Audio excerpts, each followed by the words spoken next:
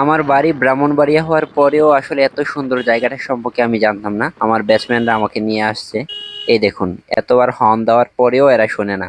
আসলে শুনবে কি করে বলেন? এখানের এত পরিমাণ সৌন্দর্য। বিকাল হওয়ার সাথে সাথে এখানে পর্যটক বাড়তে শুরু করে আর মানুষের একটা মিলন মেলা হয়ে যায়।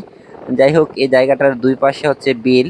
যেদিকেই তাকাবেন শুধু পানি আর পানি, আর আপনার গায়ে একটা শীতল বাতাস অনুভব করবেন, যেটার কারণে আসলে সত্যি মনটা জুড়িয়ে যায়। এই জায়গাটায় আসার পরে আমি আসলে জায়গাটার প্রেমে পড়ে গেছি। এত সুন্দর একটা জায়গা আমার আগে জানা ছিল না।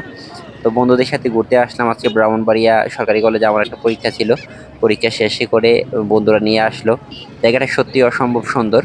দিনের বেলার এই সৌন্দর্যের পাশাপাশি রাতের বেলা এই রাস্তা হয়ে ওঠে খুবই ভয়ঙ্কর, কেননা বিলের মাঝখানের এই রাস্তায় রাতে কোনো নিরাপত্তা ব্যবস্থা নেই। ফলে চোর ডাকাতদের একটা নিরাপদ রাস্তা হয়ে ওঠে এটি। আপনারা চেষ্টা করবেন সকাল অথবা বিকালে এসে চলে যাওয়ার জন্য।